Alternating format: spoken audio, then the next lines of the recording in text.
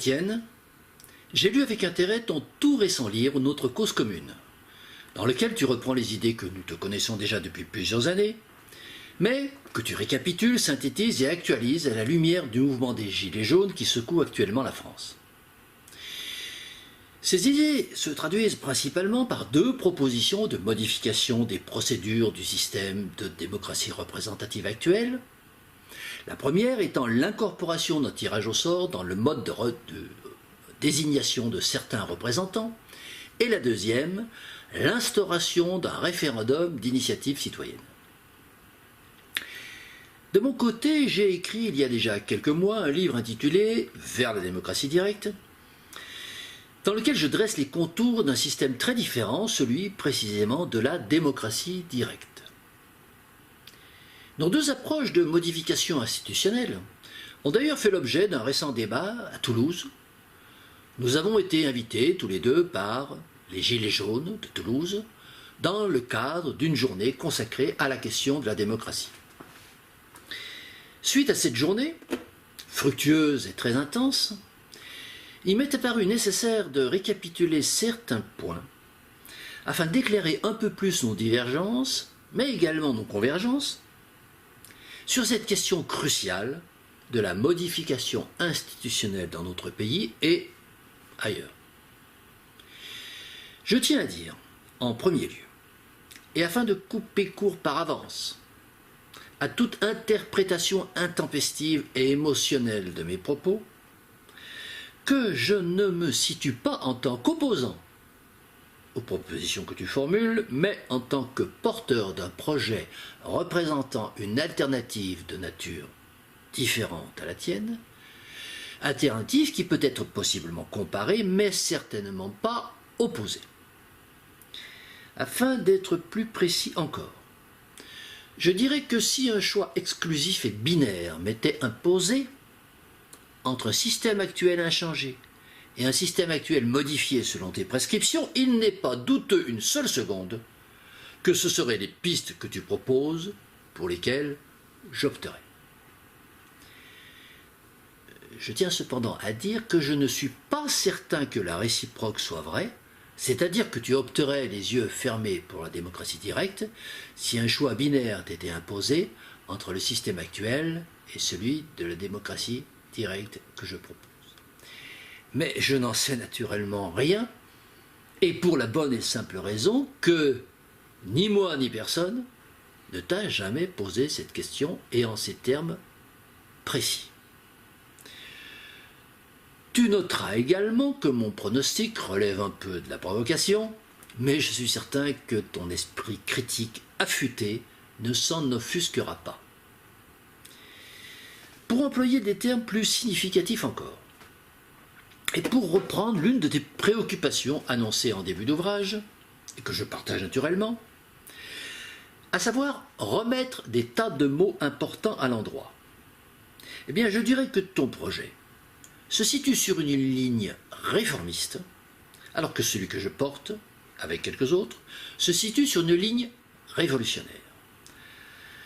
Là encore, en disant ça, il me faut bien préciser que je n'utilise pas le terme révolutionnaire dans l'intention de lui conférer une valeur ou une vertu supérieure à celui de réformiste, mais tout simplement pour me référer à son sens exact, c'est-à-dire que le révolutionnaire désigne une action visant à remplacer les piliers d'un système par d'autres piliers, à la différence du réformisme, qui consiste à modifier la configuration des piliers existants sans les remplacer par d'autres.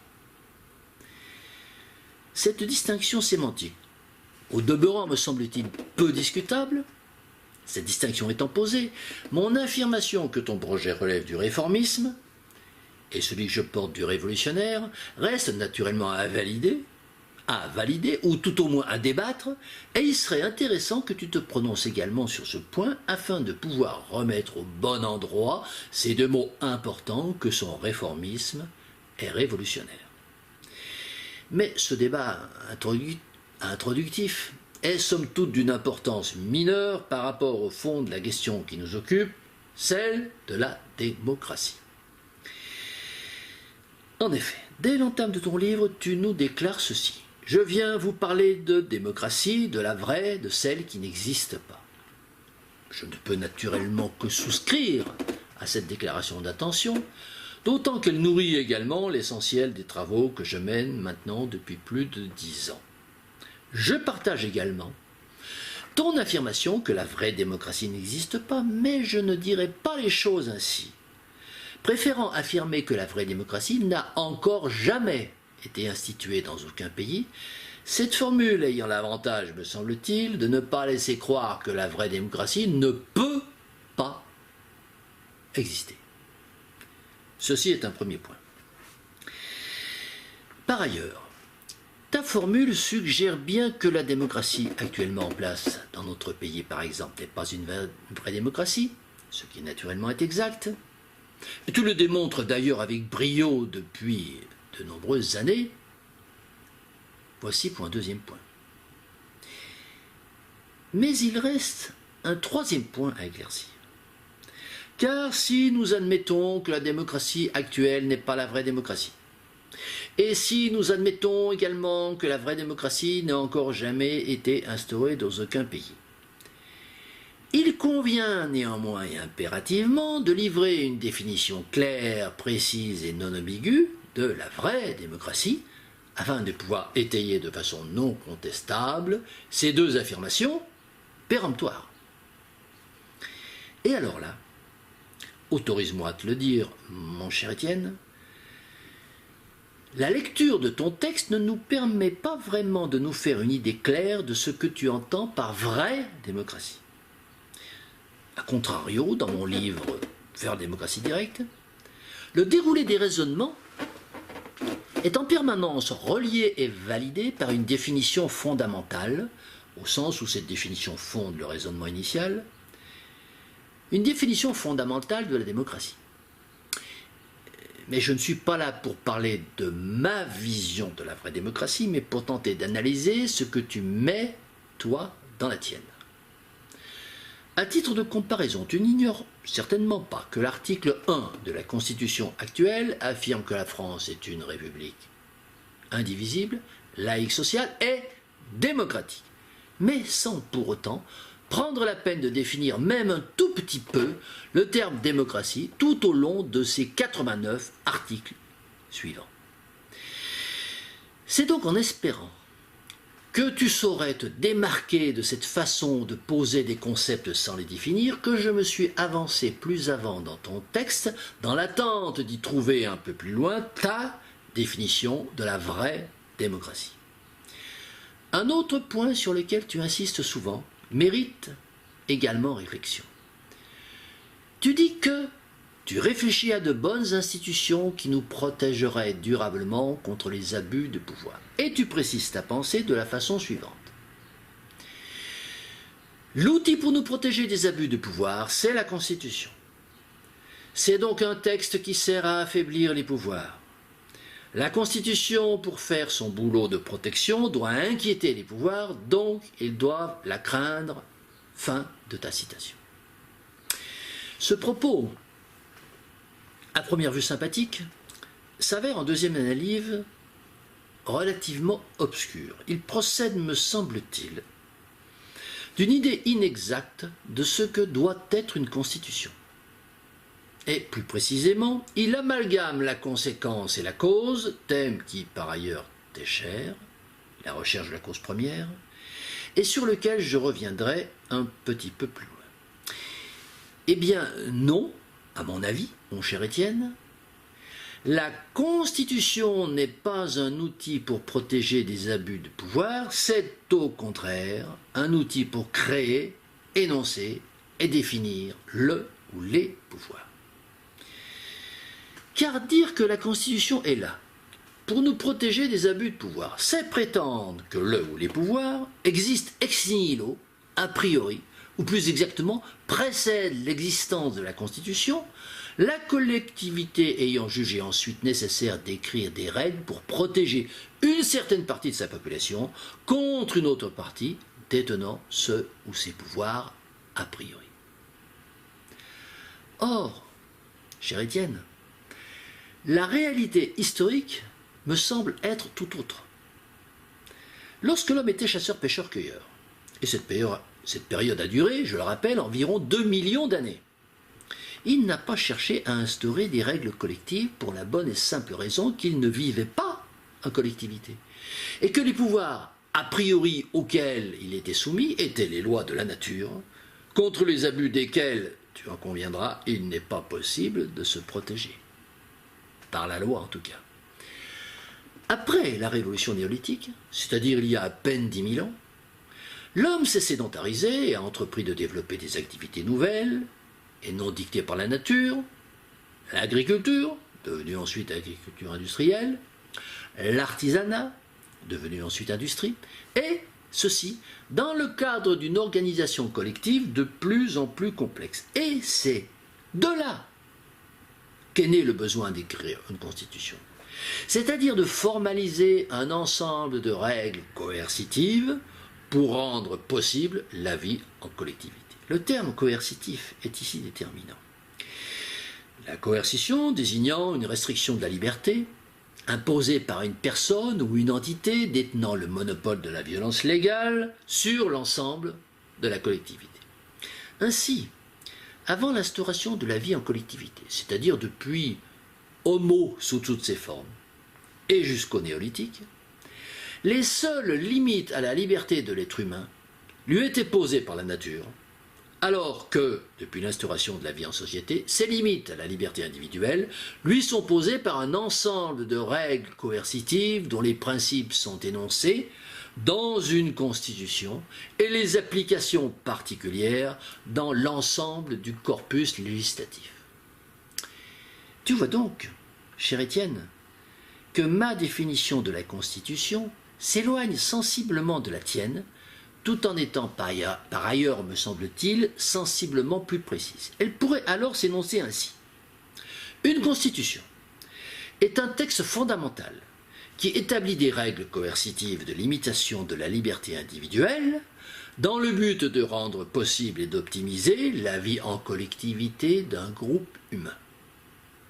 En outre, ta définition de la Constitution comme devant constituer un rempart aux abus de pouvoir, que tu illustres en disant qu'elle doit être crainte par les pouvoirs, renferme l'idée manichéenne, certes assez communément répandue, qu'il existe au sein de la société des bons et des méchants, les méchants étant par définition détenteurs de ce que tu nommes les pouvoirs, et les bons étant naturellement voués à subir leur joug. Traduit en termes politiques, les méchants, ce sont les riches, les capitalistes, et les bons, ce sont les pauvres, les exploités du capitalisme.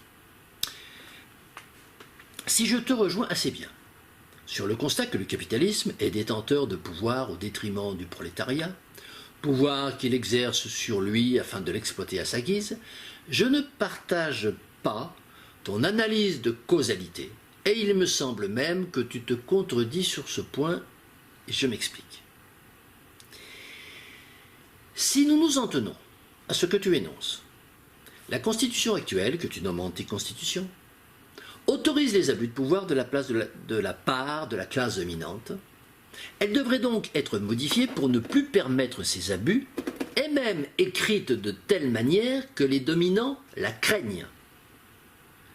Or, avec cette vision des choses, tu sembles admettre comme une réalité incontournable et préalable à toute constitution, qu'il y ait des dominants, c'est-à-dire, pour être plus clair, des capitalistes.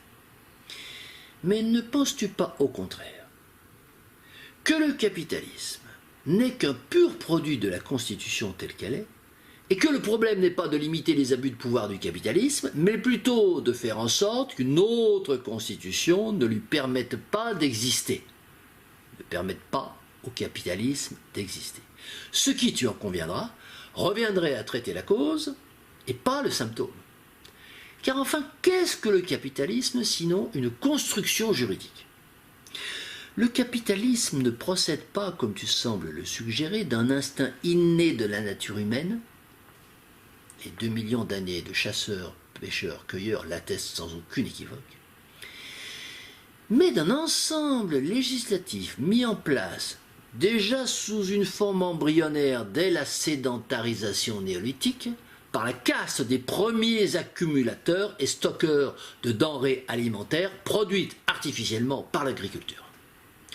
Puis, accélérée de façon exponentielle par celle des marchands, après les révolutions du XIXe siècle, afin de pouvoir mettre en œuvre la prédation illimitée et définitive des ressources naturelles de la planète et de pouvoir ainsi passer d'une économie médiévale basée sur le pouvoir des propriétaires fonciers à une économie capitaliste résolument basée sur le pouvoir du commerce. Le plus surprenant dans cette affaire, c'est que tu abondes toi-même dans le sens de cette analyse à d'autres moments de ton discours. Ainsi, lors d'une interview vidéo réalisée en 2015, je t'avais posé la question suivante. Selon vous, qu'est-ce que le capitalisme? Après une hésitation, tu m'avais fait une réponse au demeurant très éloignée des habituels poncifs marxistes sur la propriété privée des moyens de production. Réponse que j'avais d'ailleurs trouvée personnellement excellente. Tu m'avais répondu, le capitalisme c'est avant tout un système de création monétaire. Autre exemple, tu écris un peu plus loin dans ton livre ceci. Les individus les plus riches du corps social ont ainsi trouvé dans l'élection parmi des candidats le moyen certain de conserver le pouvoir pour toujours et de produire un droit qui leur est favorable. On peut appeler ce droit le capitalisme. Alors je souscris naturellement à ces deux affirmations, mais force est de constater qu'elles déterminent le capitalisme comme étant une construction juridique a posteriori et pas une donnée innée qu'il faudrait combattre par l'instauration d'une constitution ad hoc limitant ses pouvoirs maléfiques. Bien plus. Et là, je vais me faire un petit peu plus critique, espérant, cher Étienne, que tu me le pardonneras. Je te pose la question suivante. Mais où donc vois-tu des abus de pouvoir dans le système actuel de la part de ceux que tu appelles les maîtres du pouvoir? Nos maîtres n'ont en effet nul besoin d'outrepasser leur pouvoir constitutionnel et législatif, dans la mesure où ce pouvoir est lui-même écrit comme étant illimité. De ce point de vue, parler d'abus de pouvoir n'a aucun sens. En termes de droit strict, nous ne pourrions parler d'abus de pouvoir que dans le cas où nos maîtres se livreraient à une interprétation des textes juridiques non conformément à leur esprit, et où, par surcroît, le pouvoir judiciaire fermerait délibérément les yeux sur leurs agissements. Mais ce n'est pas le cas. Et ceci pour la bonne et simple raison qu'ils n'en ont pas besoin. Ils n'ont pas besoin de contourner une constitution rédigée pour eux, sur mesure, et qui leur laisse précisément déjà les pleins pouvoirs. Pas besoin de faire des abus de pouvoir. Prenons un exemple très concret. La liberté d'expression. La liberté d'expression, comme tu le sais, est réglementée entre autres par l'article 11 de la DDHC qui dit ceci. La libre communication des pensées et des opinions est un des droits les plus précieux de l'homme. Tout citoyen peut donc parler, écrire, imprimer librement, sauf à répondre de l'abus de cette liberté dans les cas déterminés par la loi.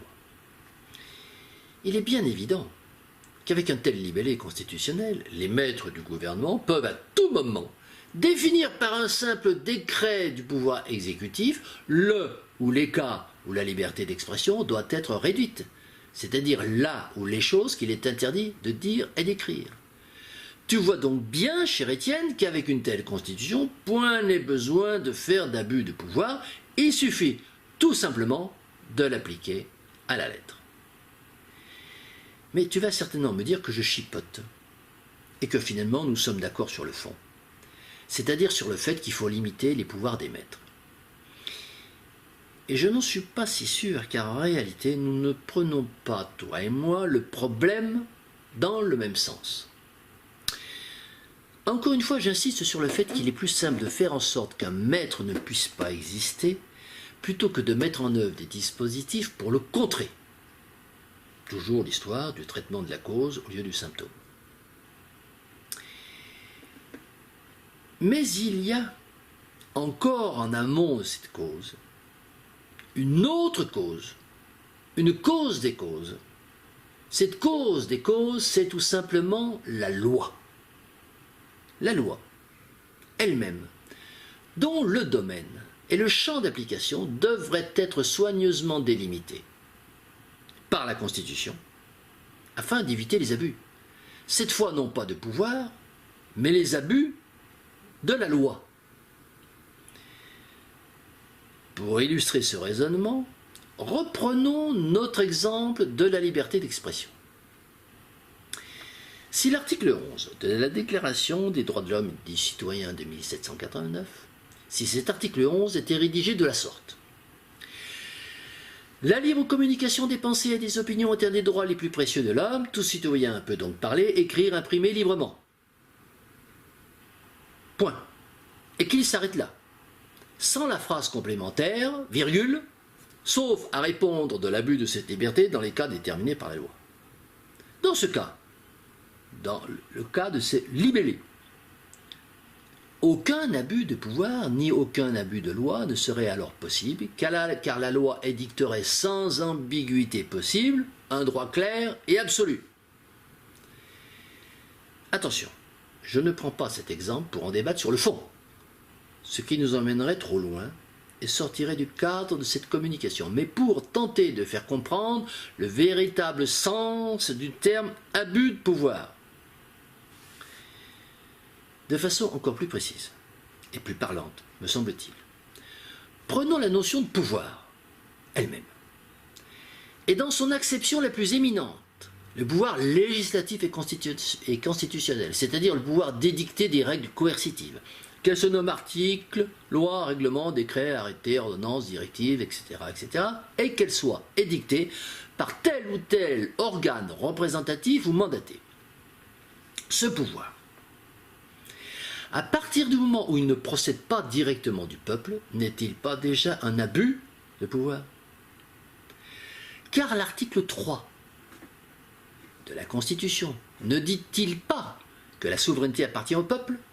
Et qu'est-ce que la souveraineté si ce n'est la capacité d'exercer le pouvoir suprême, c'est-à-dire le pouvoir législatif et constitutionnel, celui qui peut faire et défaire tous les autres pouvoirs dérivés, exécutifs, judiciaires, médias, économie, entreprises, corporations, etc. Si nous suivons ce raisonnement, le premier abus de pouvoir, c'est donc celui qui consiste à faire édicter une règle coercitive par une autre instance que le peuple lui-même.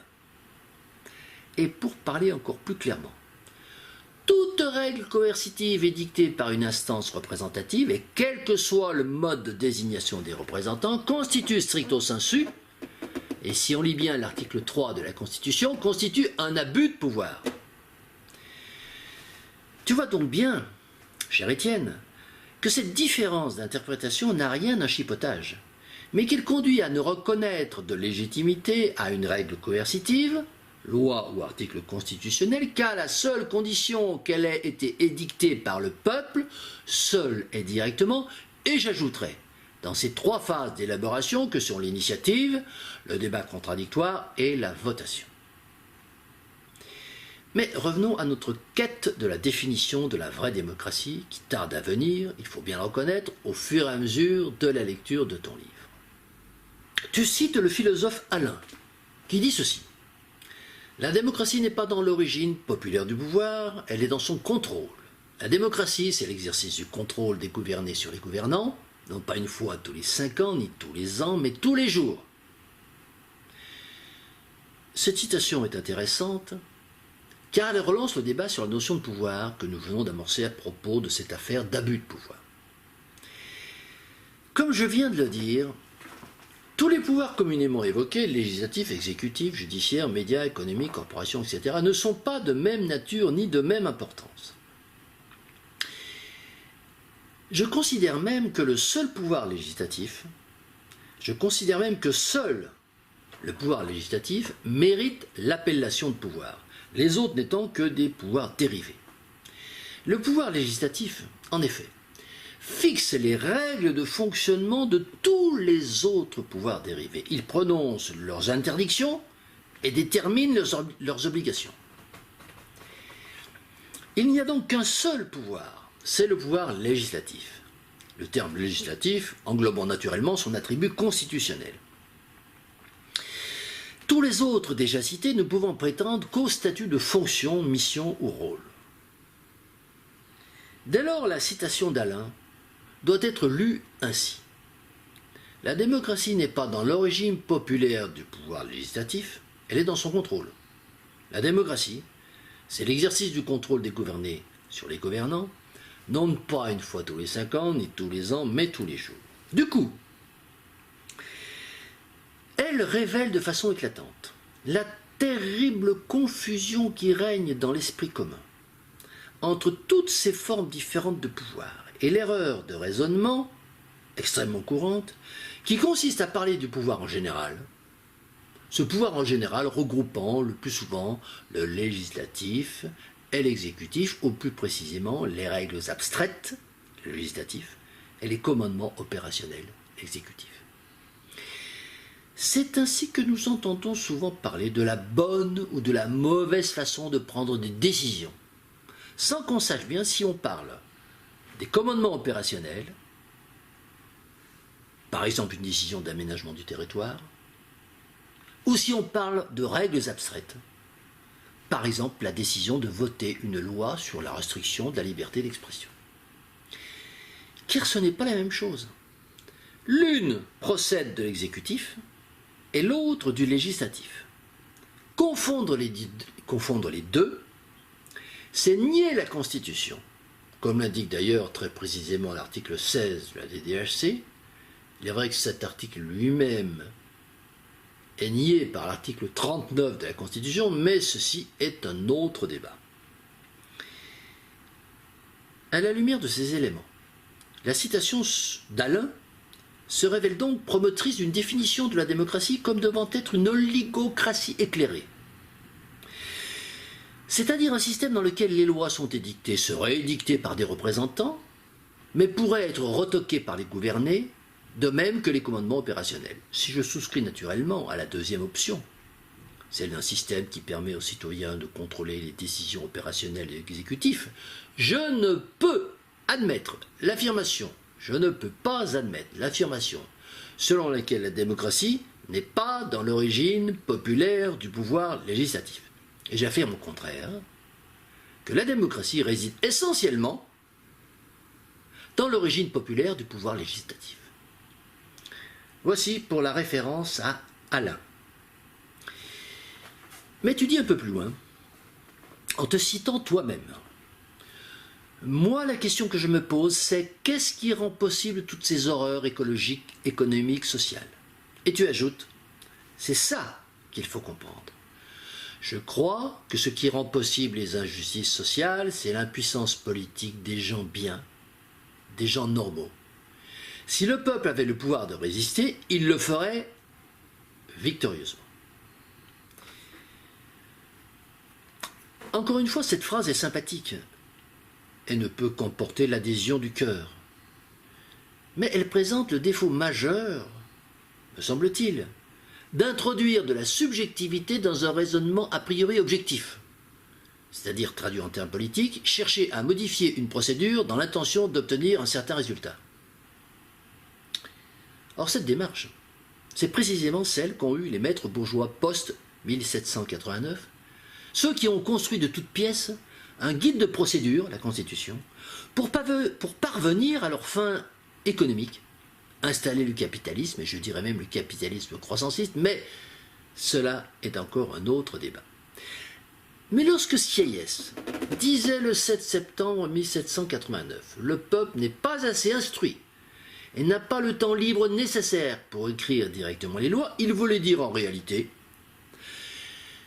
il faut que les lois soient écrites par ceux qui vont ériger le capitalisme croissanciste. Et lorsque tu poses, cher Étienne, cette question légitime, qu'est-ce qui rend possible toutes ces horreurs écologiques, économiques, sociales?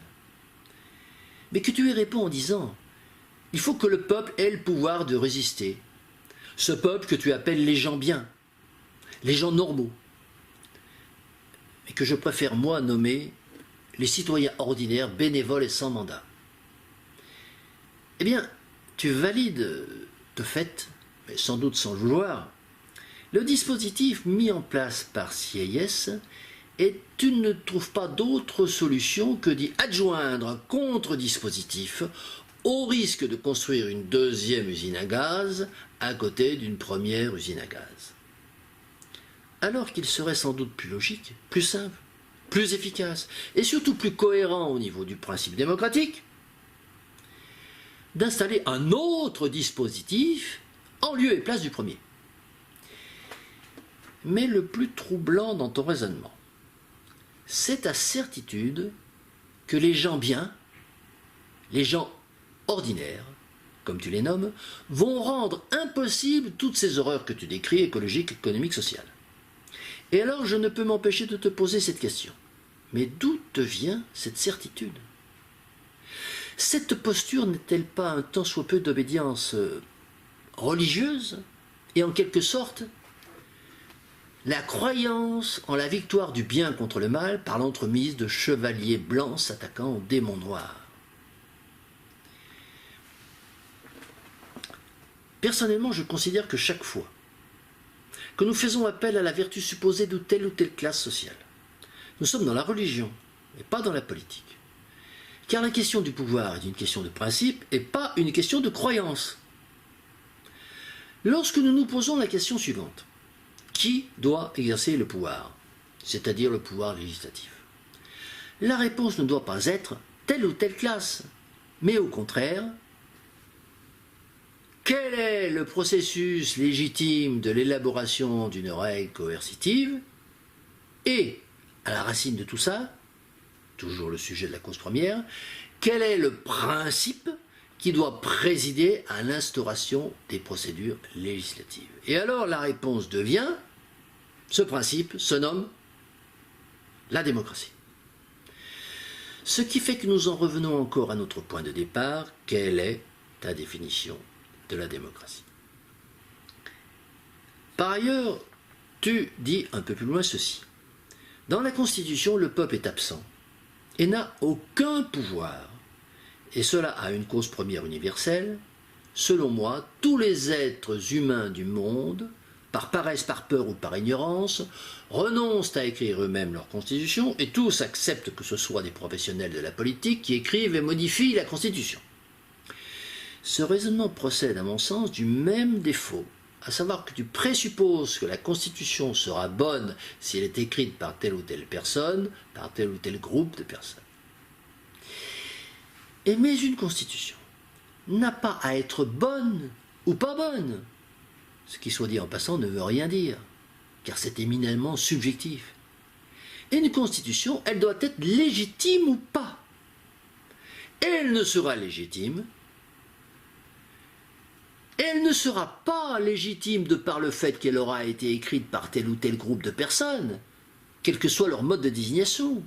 Elle ne sera légitime que si elle est votée par une majorité suffisante, après un débat suffisamment long et non manipulé.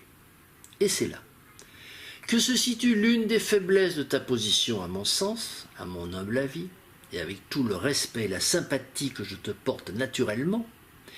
Cette faiblesse, c'est que tu cherches en premier lieu à codifier et sanctifier un processus constituant en faisant passer au second plan le processus final d'approbation par l'ensemble des citoyens. À t'entendre, un projet de constitution n'aurait même aucune valeur intrinsèque s'il n'était pas issu d'une constituante définie selon certains critères très précis. Or, je ne peux pas être d'accord avec toi sur ce point. Bien au contraire, je considère que tout citoyen, individuellement ou en groupe, possède la liberté intrinsèque d'écrire une constitution nouvelle.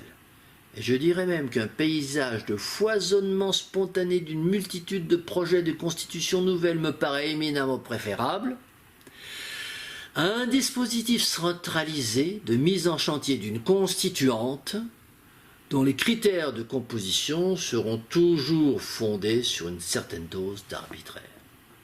À l'opposé, Une multitude de comités d'initiative citoyenne produisant à chaque coin de France et chaque jour des projets de constitution, certains de ces projets obtenant ensuite un nombre requis de signatures pour être mis en débat, puis peut-être approuvés ou pas par une votation finale, me paraît être un système relevant précisément de la vraie démocratie. Voici ce que j'entends, moi, par « les citoyens écrivent eux-mêmes leur constitution ». Tu dis ensuite « là voilà donc la cause des causes. Ce n'est pas aux hommes au pouvoir d'écrire les règles du pouvoir. » Cette formule que tu as créée est une très belle formule et il est normal qu'elle rencontre le succès qu'elle mérite. Me fait d'ailleurs penser à une autre formule dans un domaine assez différent, créée par Serge Latouche, et dont j'ai déjà fait l'analyse critique. Cette formule, c'est la colonisation de l'imaginaire. Dans les deux cas, la force de la formule occulte son caractère incomplet, voire inexact. Et dans ton cas, l'ambiguïté, me semble-t-il, vient d'une imprécision que j'ai déjà soulignée tout à l'heure. Qu'entends-tu par pouvoir ? De quel pouvoir parles-tu ? Est-ce celui de décider de mesures opérationnelles ou celui de faire la loi ? Si tu veux dire, ce n'est pas aux hommes de l'exécutif d'écrire la Constitution, nous sommes d'accord. La DDHC d'ailleurs l'est aussi. Par contre, si tu veux dire, ce n'est pas aux députés d'écrire la Constitution, alors il y a une contradiction, puisque tu es partisan du maintien d'une assemblée législative composée de représentants. Mais peut-être faudrait-il alors comprendre que ce n'est qu'au peuple d'écrire la Constitution, et pas à des représentants quels qu'ils soient. Et pourtant, il ne semble pas que tu veuilles dire cela, puisque tu ne parles pas de supprimer l'article 89 qui permet aux seuls représentants de réviser la Constitution. Toute cette question, au minimum, reste assez floue et mériterait d'être précisée. Et dans ce cas, validerais-tu la modification de ta formule que je suggère ainsi? C'est exclusivement au peuple d'écrire et de réviser la Constitution à l'exclusion de toute forme de représentation. Si tu validais cet énoncé, nous serions d'accord et je m'en réjouirais. D'accord sur ce point. Il n'empêche que même d'accord sur ce point, je ne partagerai pas ton théorème que c'est notre démission du processus constituant qui est la cause première des injustices sociales. Et qu'à partir du moment où nous, c'est-à-dire le peuple, serions dépositaires uniques du processus constituant, les injustices sociales disparaîtraient automatiquement. Attention, je ne dis pas non plus que les injustices perdureraient forcément, mais je ne vois pas de relation de causalité obligatoire entre le peuple écrivant sa constitution et l'absence d'injustice sociale, et je considère qu'une affirmation de cette nature devrait être étayée sur des preuves solides afin de pouvoir valider son caractère péremptoire. Mais revenons, tel un balancier permanent, à notre quête fondamentale. Qu'est-ce que la démocratie? Qu'est-ce que la vraie démocratie? Tu dis un peu plus loin. Nous acceptons d'appeler démocratie son strict contraire. La prétendue démocratie moderne, c'est le seul droit de désigner des maîtres.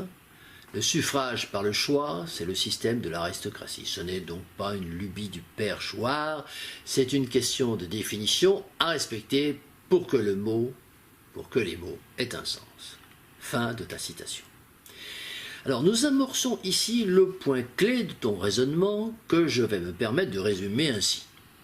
Premier point. La démocratie représentative telle qu'elle est, telle que l'a définie Sieyès, n'est pas une démocratie, c'est une aristocratie. Remarquons au passage que Jean-Jacques Rousseau avait d'ailleurs bien employé ce terme pour désigner l'exercice du pouvoir par un nombre restreint de personnes, qu'il opposait à monocratie, exercice du pouvoir par une seule personne, et A, démocratie, exercice du pouvoir par le peuple. Jusqu'ici, cher Étienne, nous sommes d'accord. Deuxième point.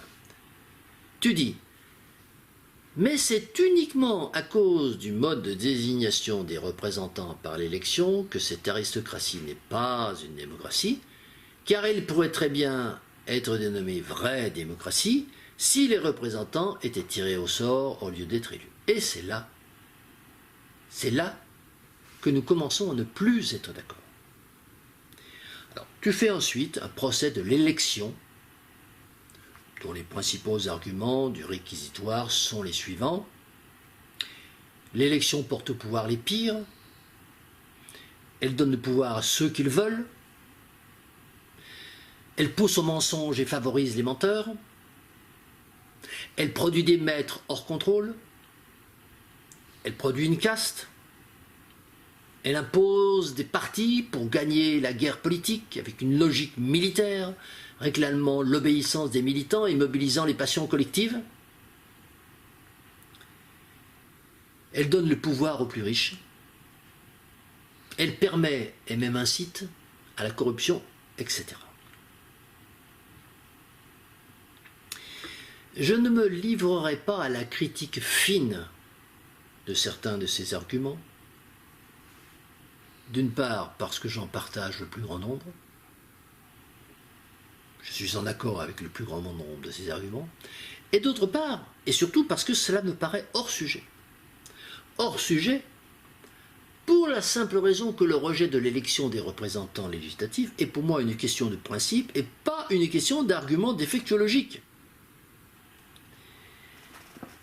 Par ailleurs, cette croyance en la vertu par définition du représentant tiré au sort me paraît encore une fois relever plus de la croyance religieuse que d'un théorème scientifiquement démontré. Et la simple logique m'amène à énoncer un autre théorème qui serait celui-ci.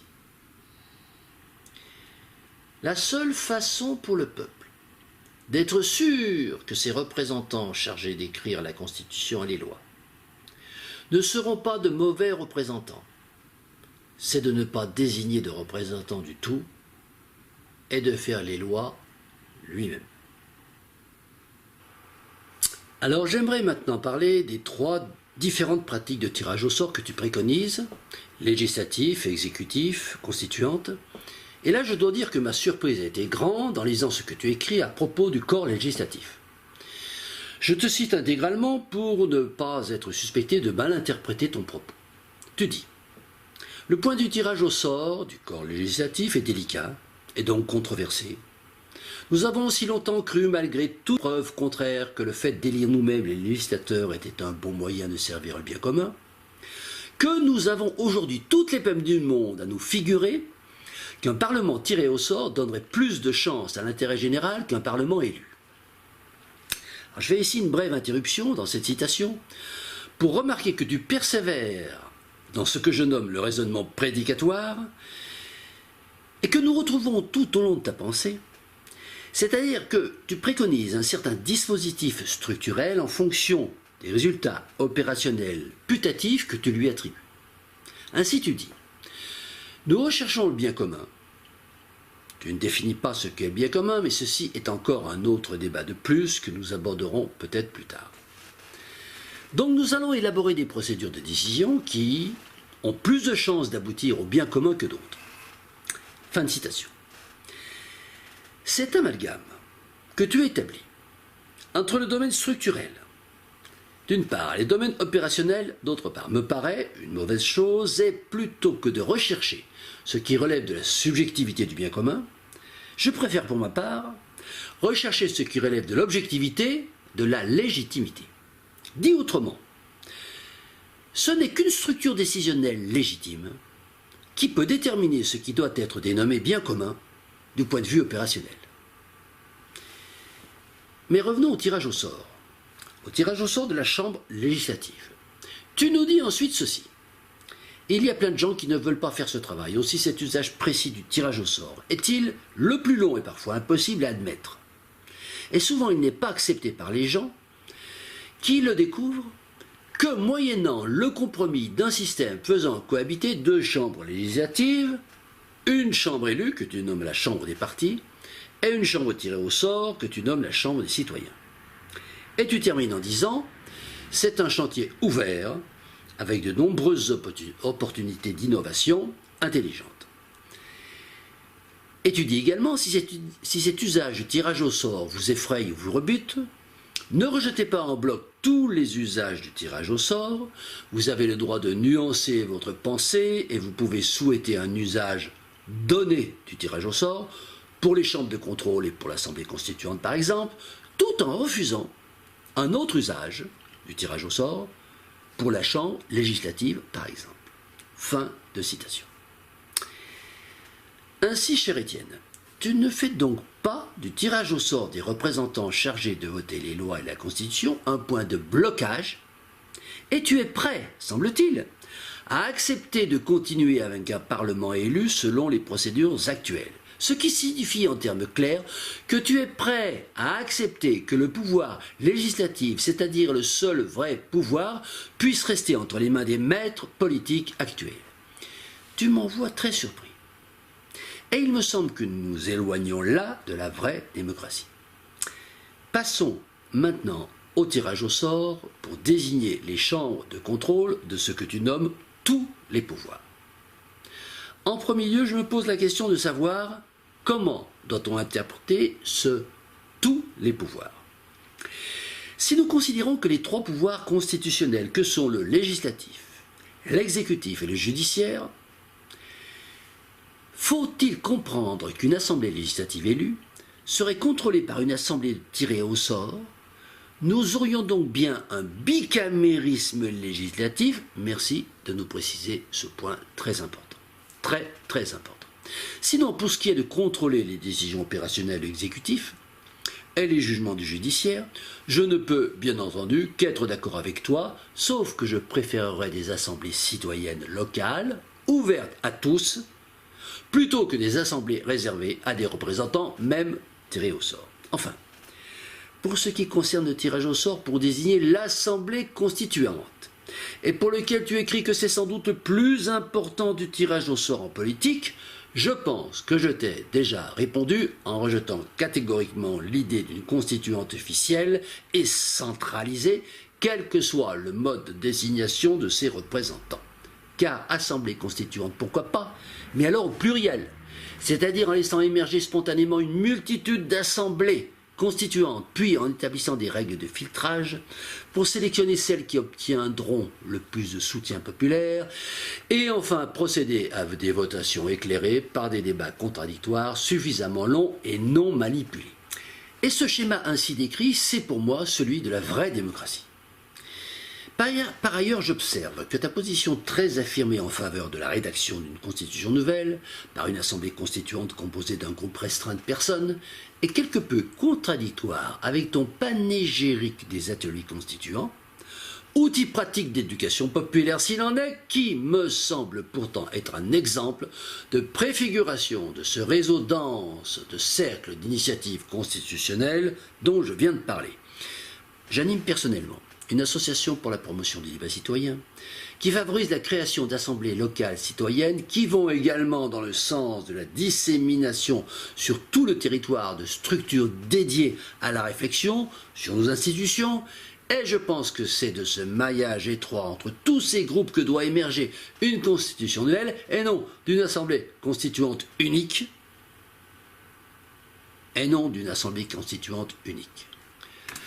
J'ajoute également, et cette observation ne revêt pas une moindre importance, que nul ne peut prédire le contenu des lois particulières et décisions opérationnelles qui seront issues de la mise en place de ces nouvelles procédures institutionnelles.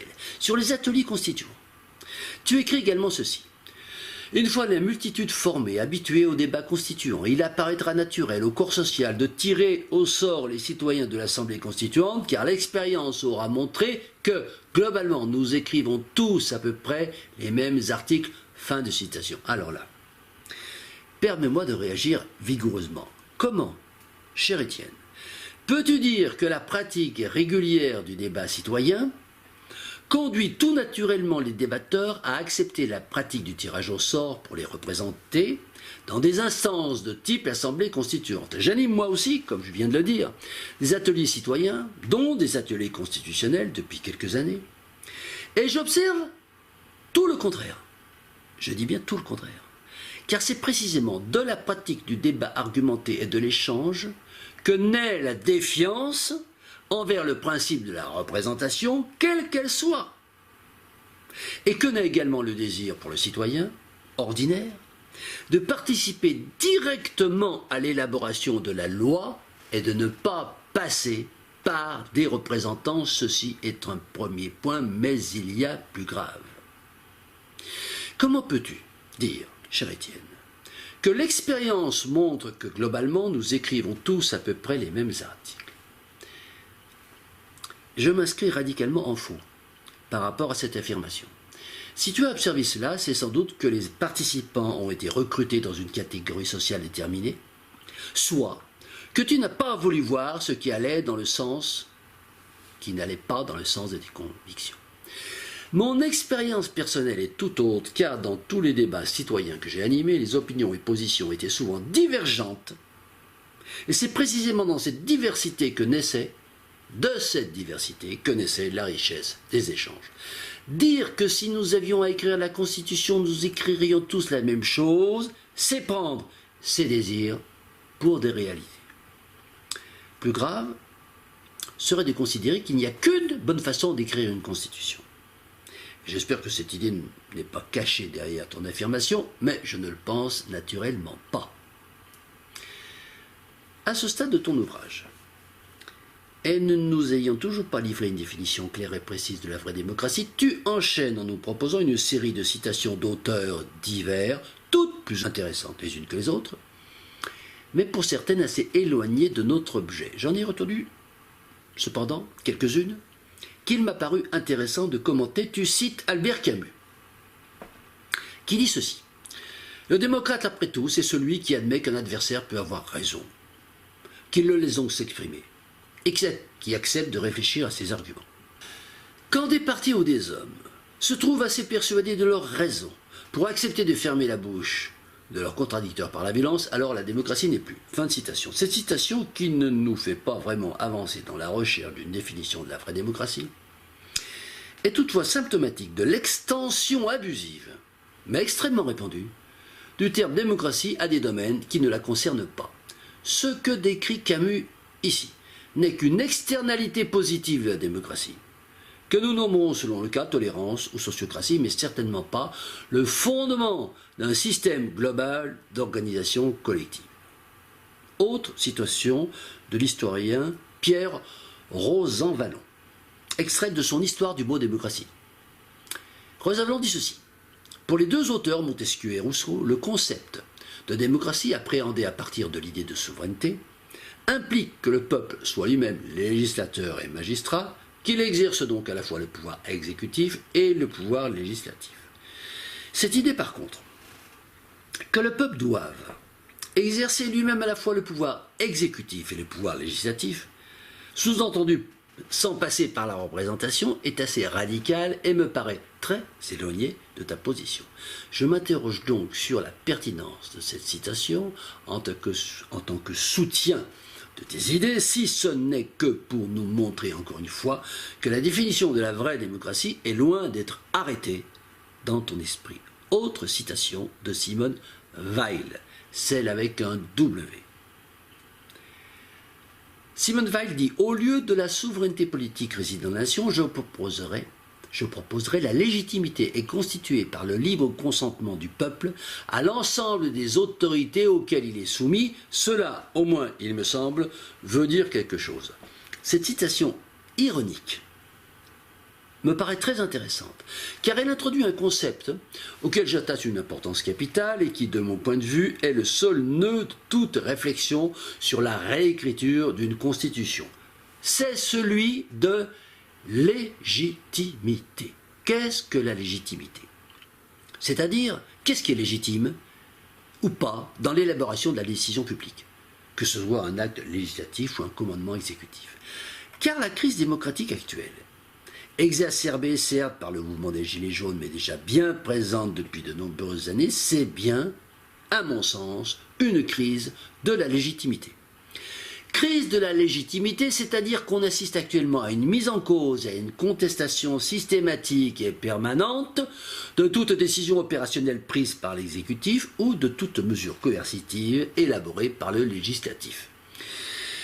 De ce point de vue, nous pouvons dire qu'aujourd'hui en France, il n'y a plus de légitimité à partir du moment où une décision prise par les instances représentatives, pourtant en parfaite légalité, avec les textes juridiques, est contestée dans son application par les citoyens.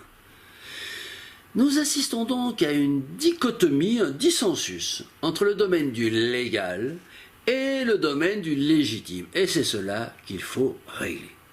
Et une façon de le régler, c'est de faire en sorte, comme le dit machiavéliquement Simone Weil, que le peuple accepte d'être définitivement consentant vis-à-vis de l'ensemble des autorités auxquelles il est soumis. Et dans le cas contraire, il faut redéfinir la légitimité, et ceci de façon institutionnelle, en établissant un principe clair et sans ambiguïté qui permette de comprendre du premier coup d'œil ce qui est légitime et ce qui ne l'est pas. Et à défaut d'établir un principe clair de cette légitimité, et de le couler dans le marbre de la Constitution, nous n'aboutirons à rien. Enfin, je rappelle qu'un principe est une proposition claire et précise qui fonde un raisonnement et qui permet de déterminer des modes d'action. C'est cela la définition d'un principe.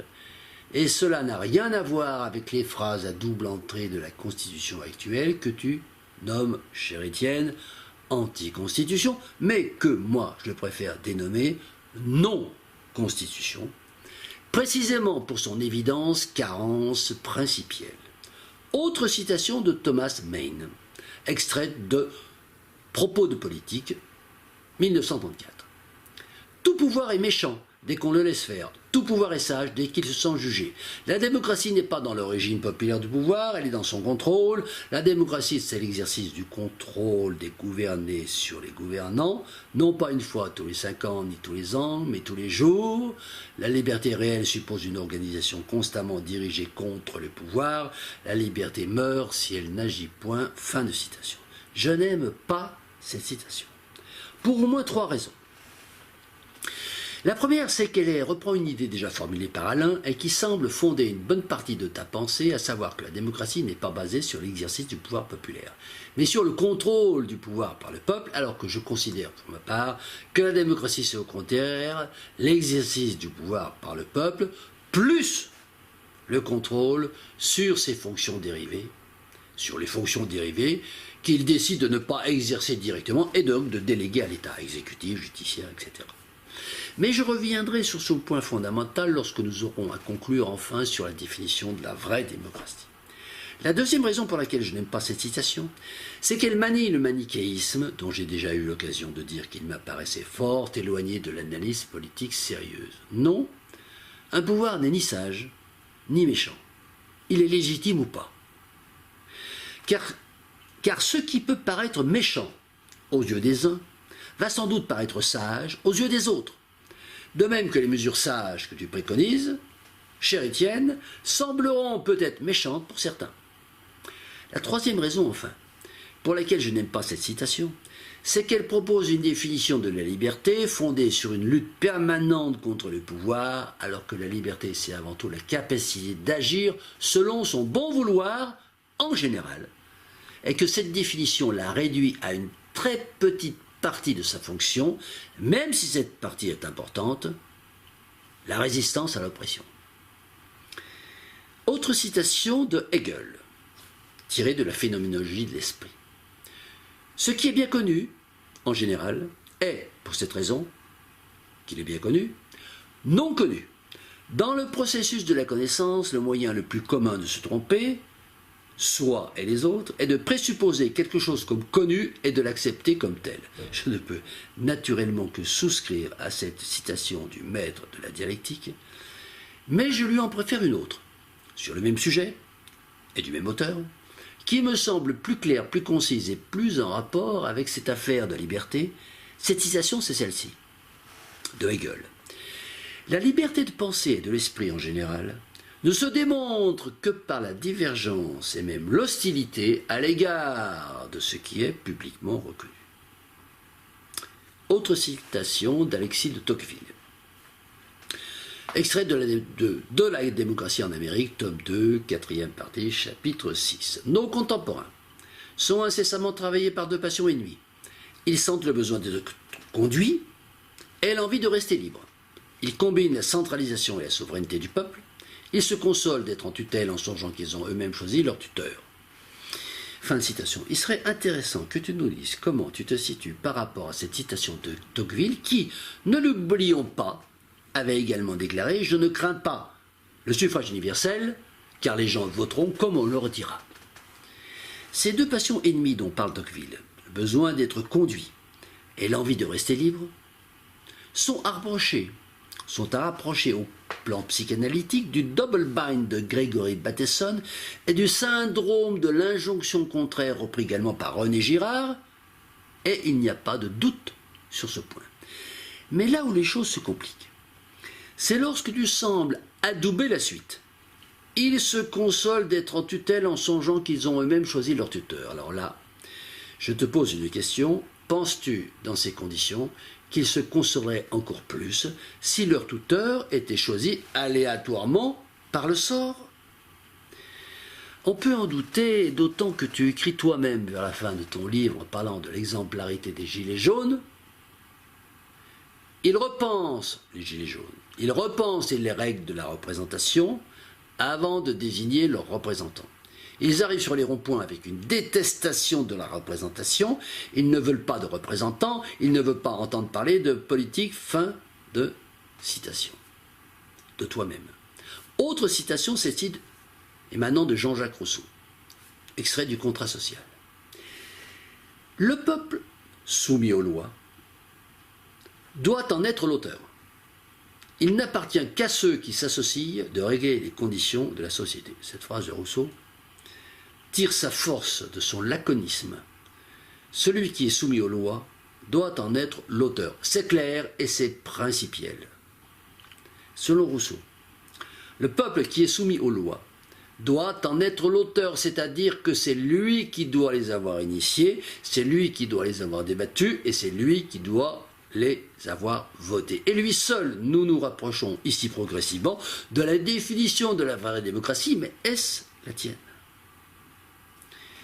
Un dernier mot enfin sur le RIC, que je soutiens naturellement, mais en tant qu'outil possible de modification constitutionnelle, plus que comme moyen de gouvernement. Par ailleurs, le RIC n'est pas un concept clair, et tout va dépendre de sa charte rédactionnelle, car il y a aujourd'hui presque autant de RIC que de personnes qui en parlent. J'ai personnellement participé à l'élaboration d'une charte référendaire en 11 articles, destinée à remplacer l'article 3 de la Constitution actuelle dans le cadre du collectif pour l'instauration du référendum libre et souverain, le RLS, c'est-à-dire le RIC libre et souverain, que l'on peut consulter et signer sur le site référendumsouverain.org. Je reconnais que tu es également, cher Étienne, parmi ceux plutôt peu nombreux qui ont fait l'effort de proposer une rédaction claire et précise du RIC. Mais j'observerai simplement que ta charte référendaire est sensiblement moins audacieuse que celle proposée par le collectif RLS, et ce sur plusieurs points particulièrement importants et particulièrement stratégiques. Le point de l'initiative, tout d'abord. Si nous sommes bien entendu d'accord pour que le RIC n'émane que de l'initiative citoyenne et non de celle des représentants, il nous reste toutefois à donner à cette initiative citoyenne les moyens de favorisation et d'organisation au moins à l'égal de ce dont bénéficie l'initiative des représentants dans les différents domaines où ils exercent.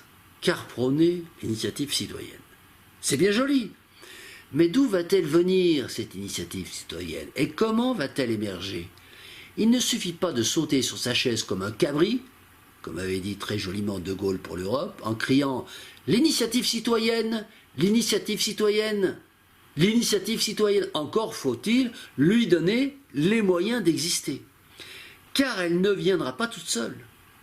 Quand on sait le retard accumulé dans le domaine de la réflexion politique et du débat chez le citoyen de base. Et je trouve que ton projet de RIC manque cruellement de force à ce niveau-là, contrairement au projet du RIC libre et souverain qui précise dans son article 3.7 qu'afin de faciliter l'émergence et le fonctionnement de l'initiative citoyenne et des porteurs de projets, un financement public serait attribué au groupement d'initiatives citoyennes, financement assuré par le transfert de la moitié du financement des partis politiques actuels sur les groupes d'initiatives, soit environ 33 millions d'euros. De cette question, tu n'en parles pas dans ton projet de RIC. Et je trouve que c'est une concession importante que tu fais au système représentatif que de lui laisser bénéficier de façon monopolistique du financement public de la vie politique. Deuxième point de faiblesse de ton projet de RIC concerne la phase qui suit la phase d'initiative, c'est-à-dire celle du débat contradictoire préalable à la votation, ce débat ayant pour objectif d'éclairer le choix des citoyens sur le projet proposé de façon non manipulée.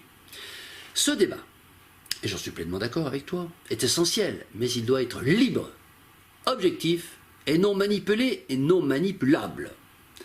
Ce qui implique qu'il doit pouvoir être disséminé sur tout le territoire dans des salles de débat accessibles à tout le monde et hors du contrôle des élus ou mandataires du pouvoir en place. Or, très curieusement, de cette infrastructure de débat citoyen à instaurer, qu'il faut instaurer, tu n'en parles pas. Et tu sembles de considérer qu'il n'y a de vrai débat que celui qui s'agite dans les grands médias, radio, télévision et presse. Et pourtant, l'un des enseignements remarquables du mouvement des Gilets jaunes est de montrer que la véritable information ne passe pas par les médias professionnels, mais qu'elle se trouve ailleurs. Malgré cela, es-tu toujours fidèle à ton idée de lutter contre l'existant plutôt que de créer quelque chose d'autre? Tu cherches des pistes de solutions pour rendre les journalistes des grands médias plus objectifs. Or, il en va de cette quête impossible, comme de celle de rendre vertueux un cercle restreint de législateurs. Elle ne peut pas répondre au problème tout simplement parce que, comme disait Albert Einstein, on ne change pas un système avec le mode de pensée qu'il a créé. Ainsi, pour résoudre le problème de la non-objectivité des journalistes chargés d'encadrer les débats contradictoires préalables aux votations du RIC, tu imagines deux formules, et je te cite. On a repéré deux techniques pour rendre les journalistes indépendants. Soit on les rend personnellement propriétaires de leurs médias et on interdit à quiconque d'acheter un média, soit on fait des journalistes, soit on en fait des fonctionnaires indépendants de tous les pouvoirs. Voici tes deux propositions. Comment peux-tu dire, cher Étienne, première proposition, on rend les journalistes personnellement propriétaires de leurs médias. Comment peux-tu imaginer une telle disposition? Imagines-tu donc une loi qui obligerait des salariés, les journalistes, à devenir propriétaires exploitants de leur entreprise, à en subir les aléas commerciaux et à être personnellement responsables des éventuelles pertes d'exploitation? Comptes-tu leur demander leur avis au préalable et que ferais-tu s'ils refusent? Ce que tu décris ici s'appelle de l'autogestion forcée. Et c'est tout simplement, à mon sens, inimaginable d'un point de vue du strict respect de la plus élémentaire liberté individuelle. Mais, peut-être veux-tu dire ceci. On leur demande s'ils veulent devenir copropriétaires de leur outil de travail, et s'ils sont d'accord, on exproprie les patrons. Alors, et même dans ce cas, penses-tu qu'ils accepteront?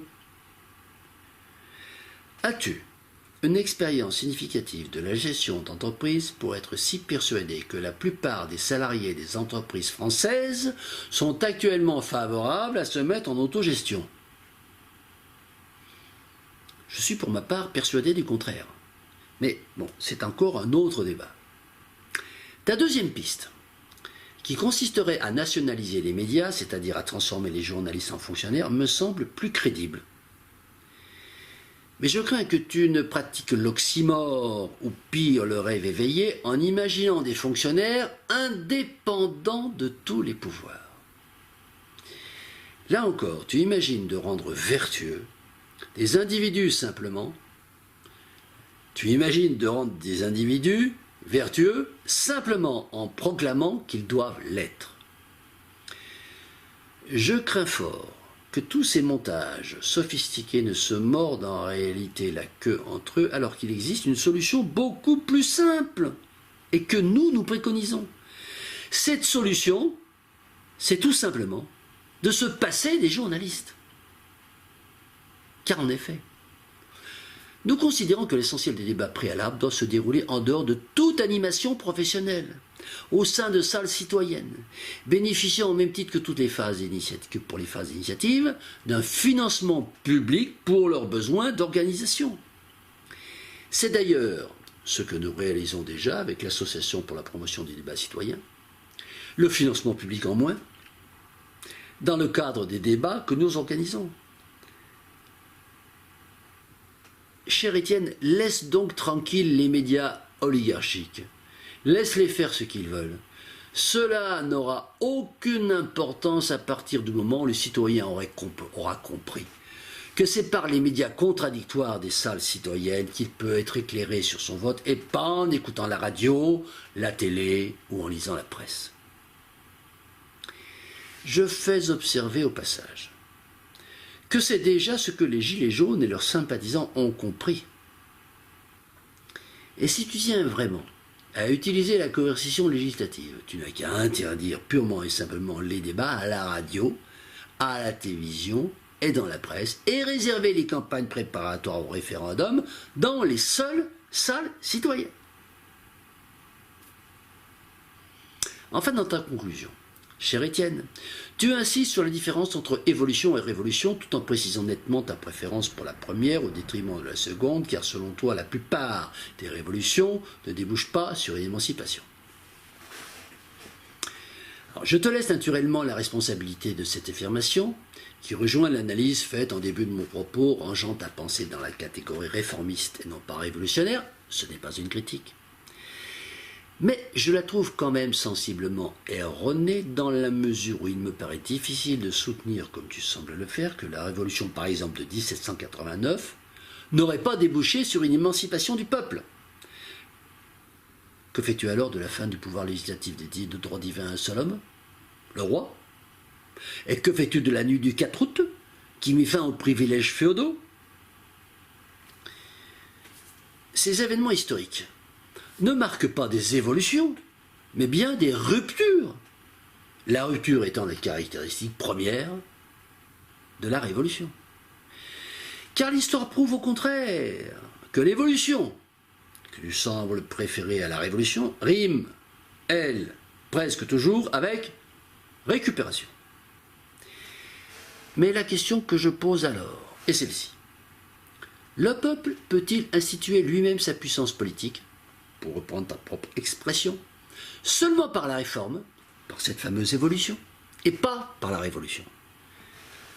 Cela me semble peu probable, tout en précisant encore une fois, et cela me paraît nécessaire pour couper court à toute interprétation intempestive et erronée de mes propos, que j'emploie le terme révolution dans son acception purement technique, c'est-à-dire en tant que changement radical d'ordre social, moral ou culturel, qui intervient dans une société en se traduisant par le remplacement de toute ou partie de ses piliers principaux sur lesquels elle était fondée par de nouveaux piliers, sans violence. Et j'ajouterais même que le terme révolution de ma pensée exclut catégoriquement toute forme de violence physique, perpétrée isolément ou en groupe, et quelle que soit sa destination. Enfin, tu termines ton livre par cette jolie formule. Dans un peuple devenu constituant, donc vigilant, il n'y a plus de place pour le tyran. Formule que je modifierai ainsi. Pour rendre impossible la tyrannie, le peuple doit se doter d'une constitution vraiment démocratique. Et tu me permettras alors de donner enfin ma définition de la vraie démocratie, qui est celle-ci. La vraie démocratie caractérise l'exercice du pouvoir législatif par le peuple à l'exclusion de toute forme de représentation. Elle se caractérise en outre par le contrôle du peuple sur les agissements de la fonction exécutive et de la fonction judiciaire de l'État. Mais une fois cette définition posée, comment parvenir à instituer cette vraie démocratie telle que je la préconise avec d'autres? Comment le faire sans violence et en écartant le mirage de la réforme et l'illusion de l'évolution progressive? Car le retrait du pouvoir législatif d'entre les mains de l'oligocratie serait une vraie rupture, et pas une simple évolution, de même nature et comparable à celle de 1789 qui a retiré le pouvoir législatif d'entre les mains de la monocratie.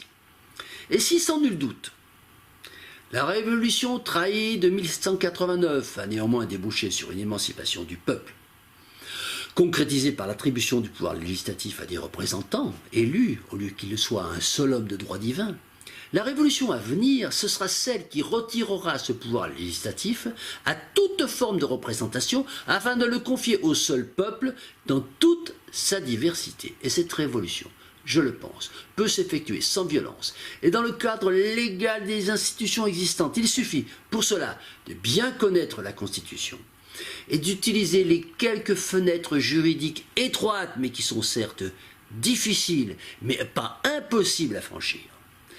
Elles sont aujourd'hui au nombre de 2, peut-être même demain de 3, si une forme de RIC était adoptée. Il y a d'abord l'article 11, qui permet à 1/5 des parlementaires, soit 185 députés ou sénateurs soutenus par 5 millions de citoyens, de déposer un projet de loi constitutionnelle modifiant les règles d'attribution du pouvoir législatif en le dédiant à une multitude d'assemblées citoyennes. Étant bien entendu qu'il semble inimaginable d'espérer que des représentants, députés ou sénateurs soutiennent un projet visant à mettre fin à leur profession. Nous devons alors avoir comme stratégie transitoire de présenter des candidats de notre bord aux prochaines élections législatives de 2022 qui pourront ensuite constituer ce 1/5 nécessaire pour activer l'article 11. Il y a ensuite l'article 89 qui permet au président de la République de déclencher un référendum modifiant la Constitution. Et comme il est également peu crédible d'imaginer de pouvoir convaincre un président de la République issu du système oligocratique de présenter un projet de modification constitutionnelle visant à lui retirer l'essentiel de son pouvoir, c'est-à-dire le pouvoir d'être le principal artisan des règles coercitives qui nous gouvernent, il convient donc de songer à présenter à la prochaine élection présidentielle de 2022 un candidat issu de notre pensée, qui aurait pour unique programme de proposer cette rupture fondamentale au peuple par référendum dès le lendemain de son élection. Et puis reste enfin le RIC, qui, s'il était adopté, le vrai RIC, celui que nous proposons, serait un troisième outil possible pour provoquer cette rupture dans nos institutions, celle qui donnerait enfin, et pour longtemps, je l'espère, le pouvoir souverain, c'est-à-dire celui de faire les lois, au peuple et au peuple seul.